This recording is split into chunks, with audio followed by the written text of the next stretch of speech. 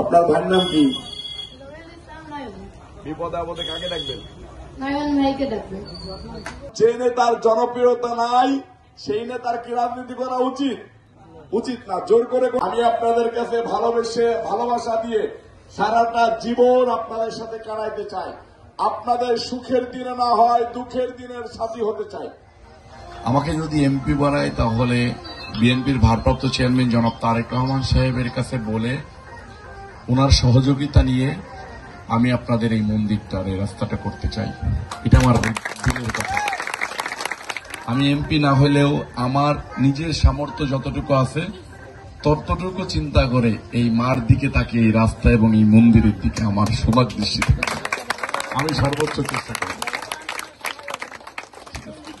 Bashundhara tissue, অশুদ্ধতার বিরুদ্ধে এক বিন্দুও ছাড় নয়। এইটুখানি বলছি আমার বাবা যেন যে আশা করে দাঁড়াইছে আশাটা পূরণ হয়। আমি এইখানকার এমপি হিসেবে দাঁড়াইতে চাই। আপনাদের দোয়া ছাড়া তো আমি কিছুই করতে পারবো না। আপনি কি চান যে আমি দাঁড়াবো নাকি দাঁড়াবো না? দাঁড়াইলে আপনি কি আমার পাশে থাকবেন? হ্যাঁ থাকবো, সবাইকে নিয়ে। হ্যাঁ সবাই নিয়ে থাকবো। মন থেকে বললেন? হ্যাঁ মন থেকেই তো বলছি।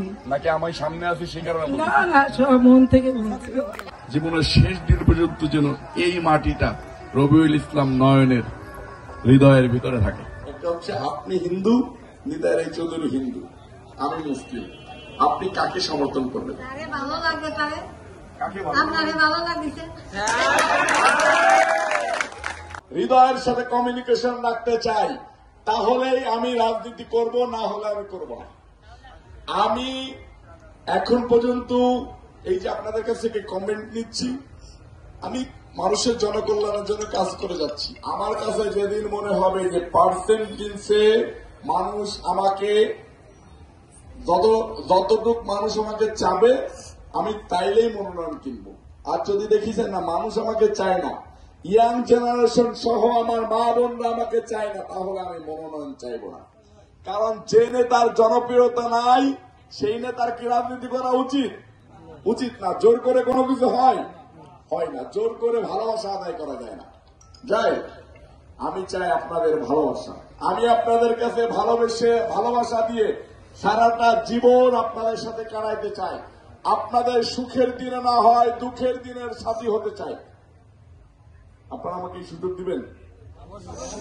যদি দেন তাহলে আমি মনোনয়ন কিনবো, না হলে কিনবো না। আমার জানি না সৃষ্টিকর্তা আমাকে আপনাদের জনপ্রতিনিধি করবে কিনা, আপনাদের খাদেম করবে কিনা।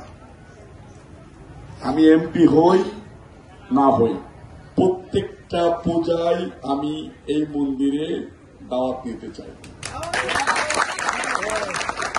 আমি আপনাদের বিপদে আপদে আপনাদের প্রথম কলটা আমার কাছে যেন যায়, যে নয়নের কাছে গেলে আমরা আশ্রয় পাবো। বিএনপির ভারপ্রাপ্ত চেয়ারম্যান জনাব তারেক রহমান সাহেব এবং দেশনেত্রী বেগম খালেদা জিয়া পাঠিয়েছে যে ওই মন্দিরে কোন সমস্যা আছে কিনা এটা খবর নিয়ে আসবা। রবিউল ইসলাম নয়ন, এটা তোমার ভাই, ঠিক আছে? বিপদে আপদে কাকে ডাকবা? ভাইকে ডাকবা। আপনার ভাইয়ের নাম কি? বিপদে আপদে কাকে ডাকবেন?